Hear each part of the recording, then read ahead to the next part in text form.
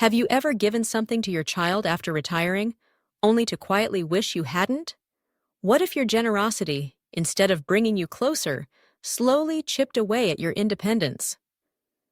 Before you give again, discover the 7 things that could cost you more than you realize. Have you given your child something after retirement, only to regret it later?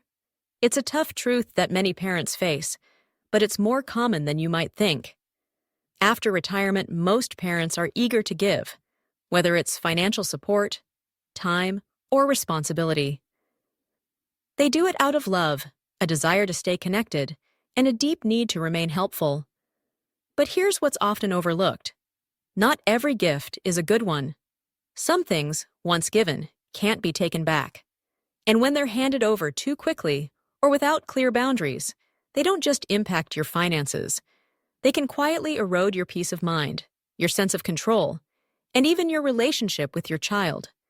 Instead of feeling appreciated, you might end up feeling taken for granted, overlooked, or silently resentful. In this video, we're going to walk you through 7 things you should never give your child after retirement. Not because you don't love them, but because you love yourself enough to protect your peace, your independence, and your long-term well-being. These choices may seem small at first, but over time, they can grow into major sources of regret when reality sets in. Stay with us until the very end, because not only will you learn what to hold on to, you'll also discover how to set firm but loving boundaries that preserve your relationships instead of unintentionally damaging them. And if you're already retired, or planning to step into that chapter soon, this could save you from years of financial stress and emotional strain.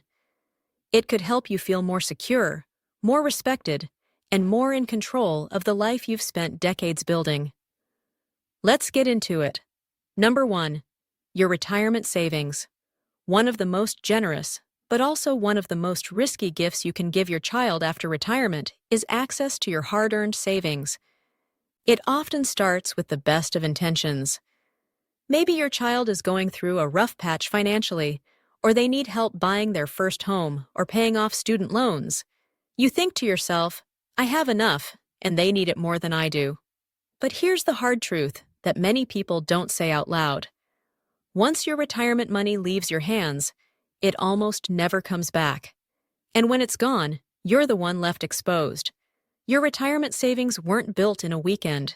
They're the product of decades of discipline, showing up, working hard, making sacrifices, saying no when you wanted to say yes. That money is more than just a number in a bank account. It's your shield. It's your peace of mind. It's what lets you face an emergency without fear. It's what allows you to enjoy your life, travel a little, spoil the grandkids, or sleep soundly at night knowing you won't become a financial burden to your loved ones. Many parents underestimate just how fast and how frequently unexpected expenses appear during retirement. Medical bills, home repairs, dental emergencies, long-term care, they don't wait until you're ready, and they almost always cost more than you thought they would. If you've already given away large chunks of your savings to help your child, no matter how noble the reason, you could find yourself in the uncomfortable position of having to ask them for help. And that's not easy, especially when you believed you had already secured your independence. That emotional shift can weigh on you heavily. Even if your child was grateful, even if they promised to repay you, the dynamic has changed. You may hesitate to say no the next time they ask, or you might feel subtle pressure to continue giving, even when it begins to hurt. That kind of imbalance doesn't just affect your wallet. Over time, it can quietly chip away at your sense of dignity, your confidence, and even the relationship itself. And here's something worth remembering. Your children still have time. They're still working, still earning, still building. You, on the other hand, are entering a new season, one where the focus should be on rest, enjoyment, and the freedom you've earned. Helping your child isn't wrong. It's often done out of deep love, but it needs boundaries. There's a big difference between giving a one-time gift and opening the financial floodgates. If you do decide to offer support, choose an amount you could afford never to see again. And above all, never give away your financial safety net. Because once it's gone, the first person who feels the consequences won't be your child. It will be you. Number 2, ownership of your home.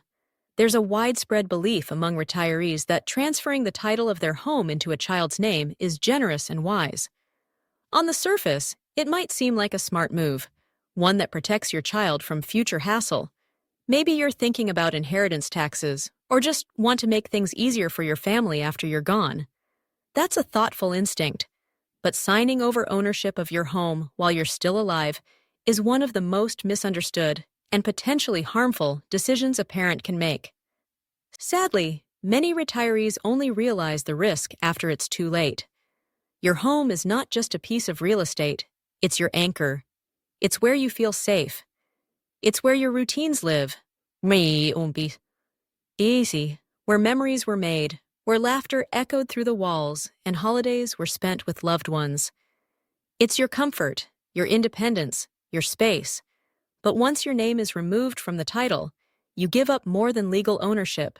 You give up control, both emotionally and practically. And that loss of control? It's not just symbolic, it's very real. What happens if your child runs into financial problems and creditors go after the home? What if it becomes entangled in a lawsuit, or worse, is lost in a bankruptcy you never anticipated? Or maybe they go through a divorce, and suddenly the house becomes part of a court battle you never imagined being involved in. Even if your child means well and wants to do right by you, life can get complicated. What if they decide to rent it out, or sell it, or move someone in without asking? These aren't far-fetched scenarios. They happen more often than people think. And once your name is off that deed, your ability to stop any of it is gone. And let's not forget this. Your child's life will keep changing. Jobs, marriages, money, everything is in motion. And in that motion, your sense of stability could be lost. What once felt like a generous act might leave you feeling like a guest in what used to be your own home. That feeling of personal agency, being able to say, "This is mine, and I decide what happens here," is priceless. Once it's gone, it's incredibly hard to reclaim. Here's another thing many people don't realize. Transferring your home too early can lead to unexpected tax complications or interfere with your eligibility for long-term care benefits. Something that felt like a smart and generous move can quickly spiral into legal red tape or financial traps that hurt not only you, but your child as well. Thankfully, there are safer, smarter ways to plan for the future without putting your present security at risk. Setting up a trust, creating a life estate, or writing a clear will with the help of a qualified legal expert can allow your child to inherit your home later, without you giving up control today. Remember, your home is more than just property. It's your foundation. And after retirement, your foundation is the last thing you should ever give away. Sometimes, parents rush into these decisions just to avoid conflict, speed up the process, or simply because it's what others around them are doing.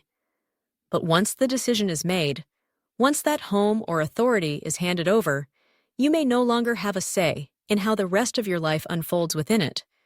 If you're still watching and finding these insights valuable, please leave a comment with the number 2 below to let me know you're here.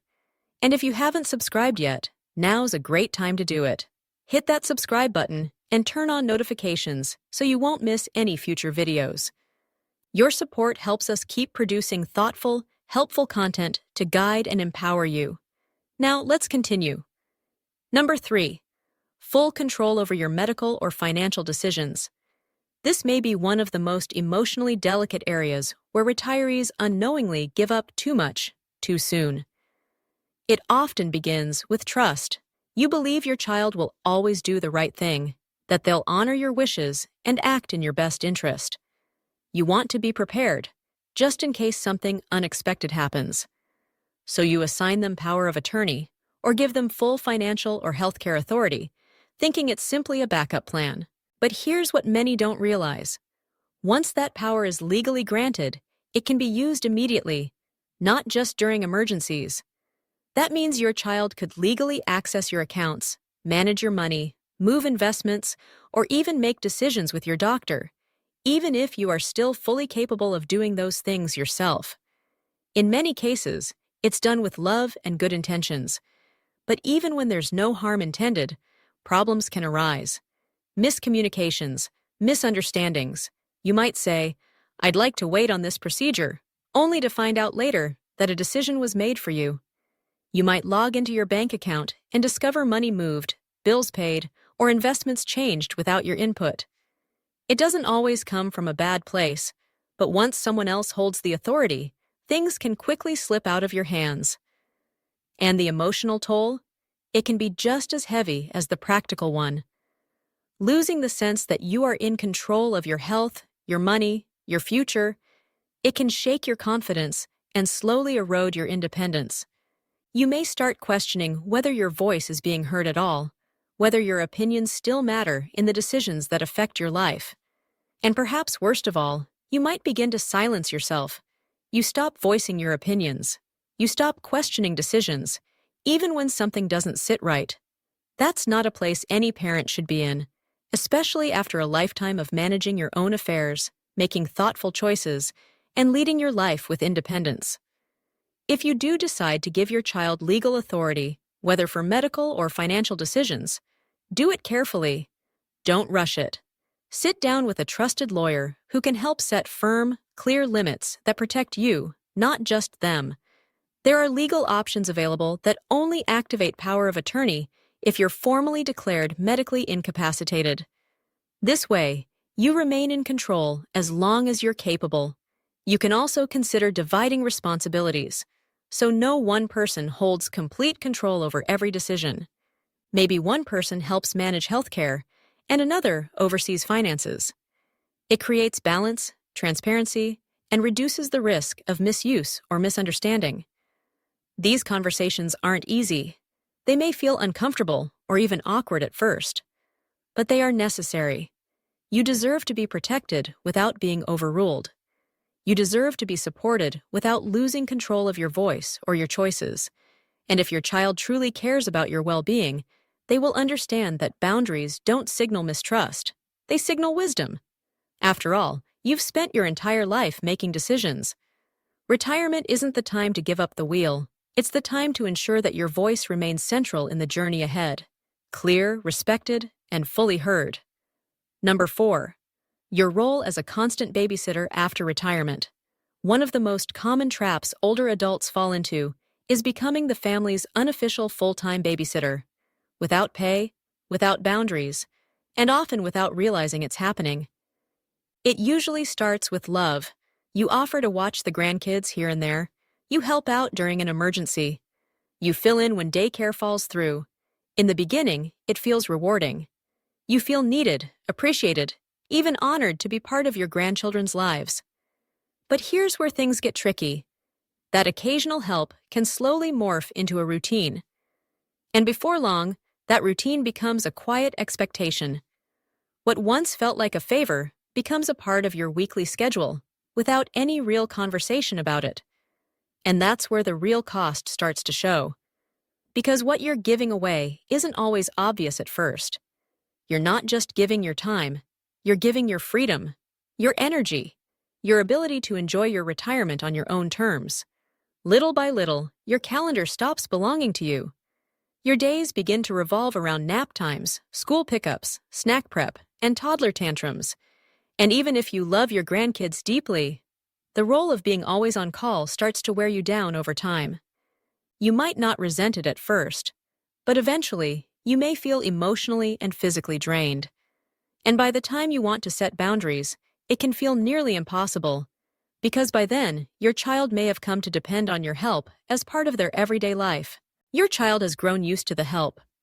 The family's rhythm has unconsciously adjusted around your availability, so when you finally ask for a break, say you're too tired, or make plans just for yourself, it may come as a surprise.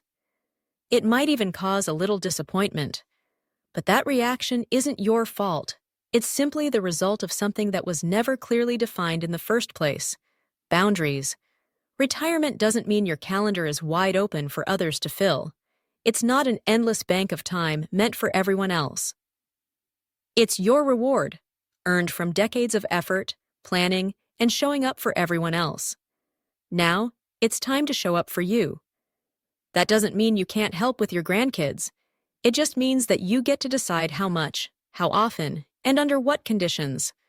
Watching your grandkids should be a joy, not a job. It should feel like something you choose, not something that's assigned to you. If it starts to feel like an obligation instead of a privilege, then something needs to shift. Your adult children might not fully grasp how demanding full-time caregiving can be. They might assume, "You're retired, you must have the time." But as we know, time and energy are not the same thing.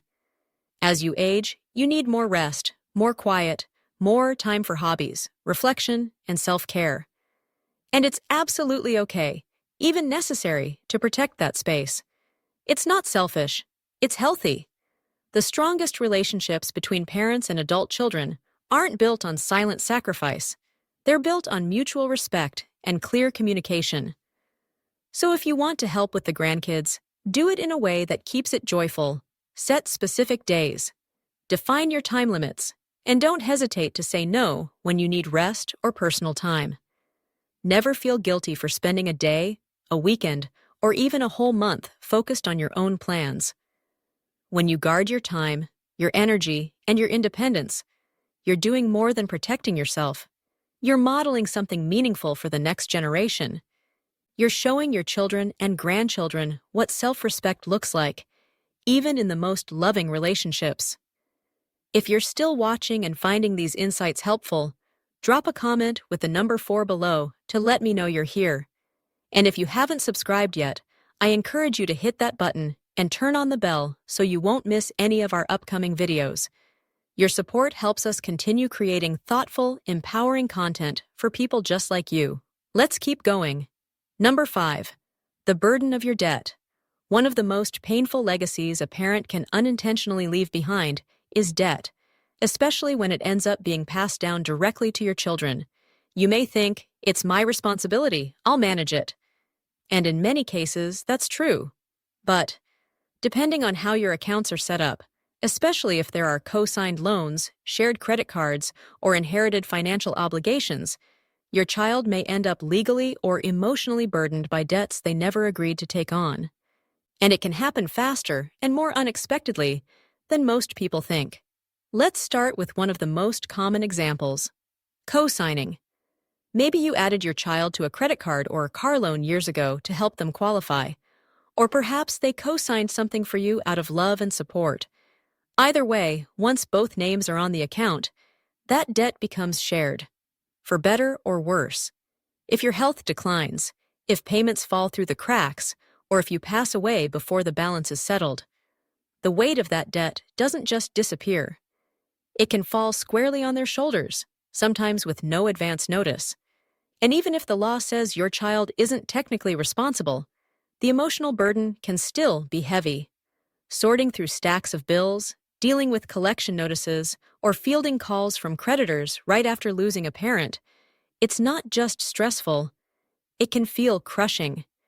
Instead of focusing on grief, healing, or memories, your child is left scrambling through paperwork, trying to untangle financial knots they never saw coming.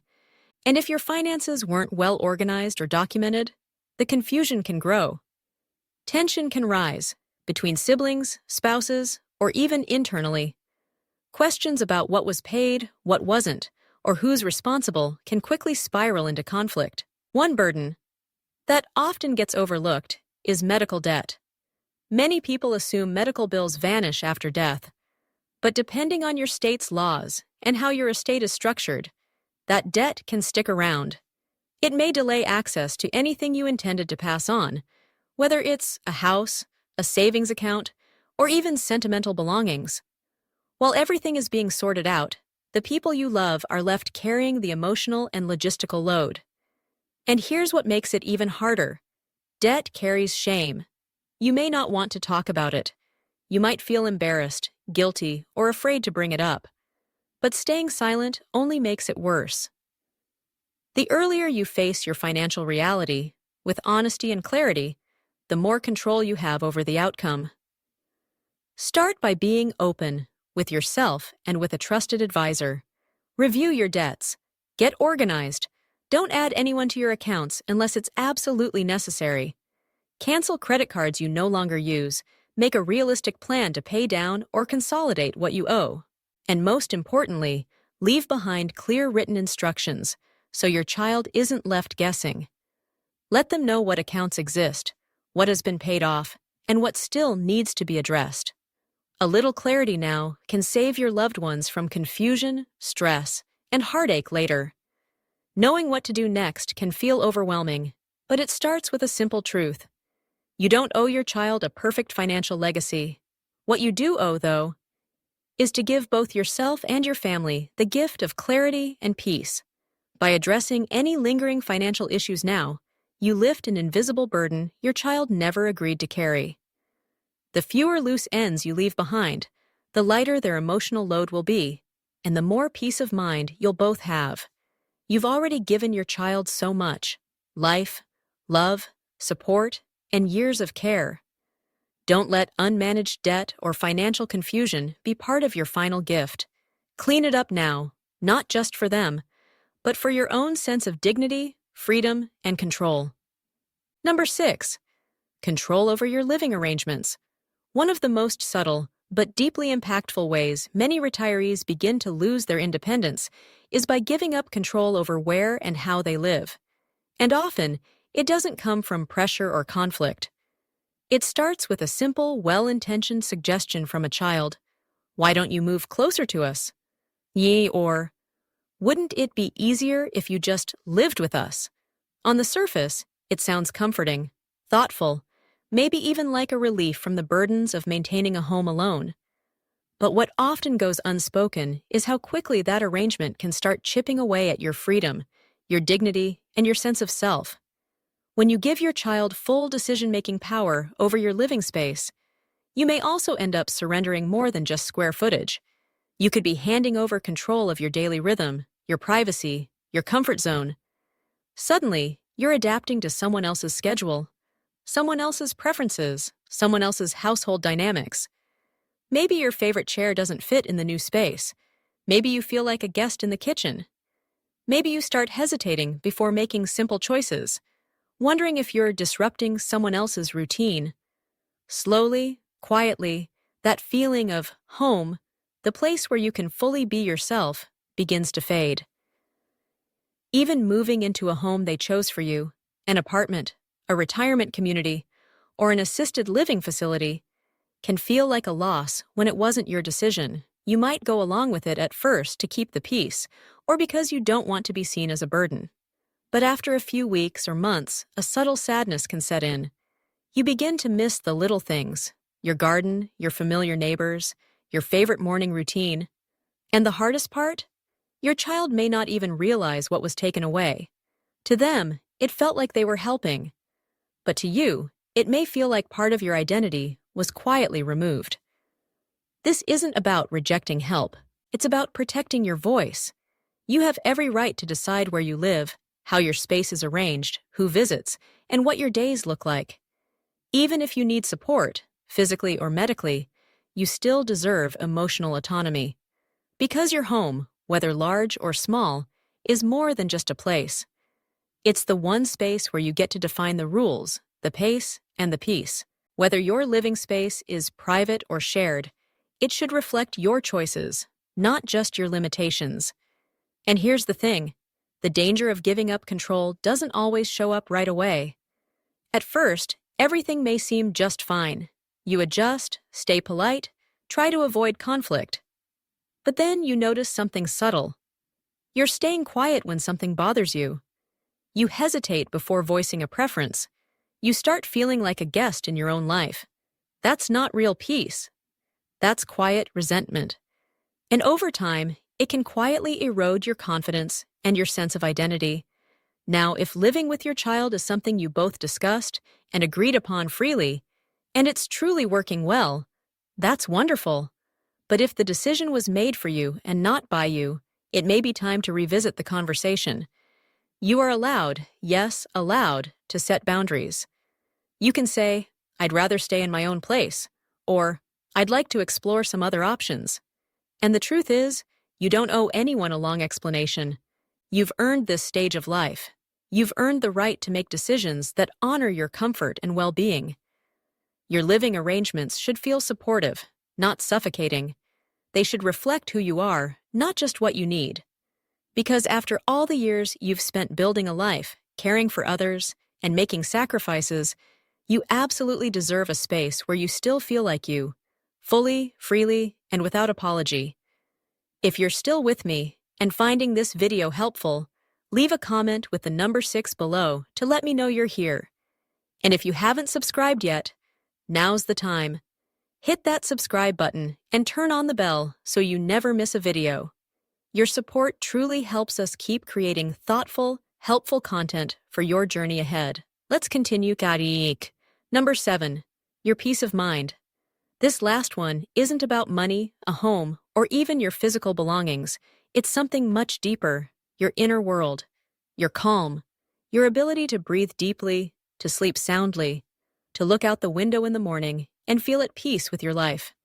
Too often, after retirement, people begin giving that away without even realizing it. And the most common way it happens? By absorbing their children's problems. You might think you're just being supportive, listening, helping, stepping in when your child is struggling. After all, you've spent a lifetime being there for them. But there's a difference between being supportive and being consumed. When you carry your adult child's worries, their stress, their debt, their relationship troubles, you start trading your own peace for their chaos. And slowly, that weight begins to drain you. You wake up tired, not because of your age, but because your mind never got a chance to truly rest. Your thoughts stayed busy, circling their problems instead of finding stillness in your own. Your later years are not just a phase of life. They're a hard-earned reward. You worked for them. You pushed through challenges, responsibilities, and sacrifices to reach this stage. You've endured enough. And now? You deserve peace, freedom, a life without constant worry hanging over your head. But here's the thing. Peace doesn't protect itself. It requires boundaries. And boundaries aren't about shutting people out. They're about choosing what to let in. You can love your child deeply and still say, "This is something you need to figure out." You can care without fixing. You can support without sacrificing your emotional stability. The two don't cancel each other out. Some people feel guilty doing that, but guilt is often just love without guidance, love that hasn't yet learned how to protect itself. And the truth is, when you absorb all of your child's stress and pain, you're not necessarily helping them grow. In fact, you may unintentionally be preventing them from learning the very resilience they'll need to face life's challenges on their own. There's a certain kind of wisdom that comes with age. It tells you, not every phone call needs an immediate answer. Not every problem is yours to carry. And not every tear needs to become your personal sorrow. That doesn't make you cold. It makes you grounded. It means you're choosing peace over panic, presence over pressure, clarity over chaos. After retirement, your peace of mind should be sacred, non-negotiable, and you should never, ever feel guilty for protecting it. Because if there's one thing in life that can't be bought, replaced, or rebuilt, it's that quiet, steady sense of being okay, no matter what's happening around you. That feeling? That's part of your legacy too. Let's bring this all together. Retirement isn't just the end of working life. It's the beginning of a new chapter that belongs entirely to you. But too often, in trying to be a good parent, we start giving away that chapter piece by piece. More often than we realize, we give away pieces of ourselves, our energy, our stability, our time, all in the name of love. And sometimes, we don't fully understand the cost of those choices until it's already too late. These 7 things, your home, your time, your savings, your freedom, your debt, your health, and your peace, aren't just items to be managed. They are the foundation of your independence, your happiness, and your dignity in this incredibly important season of life. And once any of them are compromised, regaining control can be far more difficult than anyone expects. Loving your children deeply and being a supportive parent doesn't mean sacrificing your well-being. It means loving yourself too. Setting boundaries isn't selfish, it's wise. It shows that you understand the value of your time, your voice, and your presence. And here's something powerful to remember. The more you honor your own needs, the more you demonstrate the very traits, strength, self-respect, and resilience that your children will one day need to carry for themselves. When they see you protecting your peace, they learn how to protect their own. Retirement is a gift, but it only stays a gift if you protect it. So don't feel guilty for saying no. Don't feel bad for choosing rest or for walking away from what drains you. You've earned this chapter, and you deserve to live it fully, on your terms. Thank you so much for spending time with us today. We'd love to hear from you. Drop a comment below and share one thing that resonated with you and how you plan to apply it in your life. Your voice matters, and reading your stories gives us motivation and meaning in what we do. If you found this video helpful, please like, subscribe, and share it with someone who might benefit. Your support allows us to keep creating thoughtful, meaningful content that informs and inspires. Wishing you continued health, happiness, and peace, and don't forget to subscribe to our channel for more helpful videos ahead.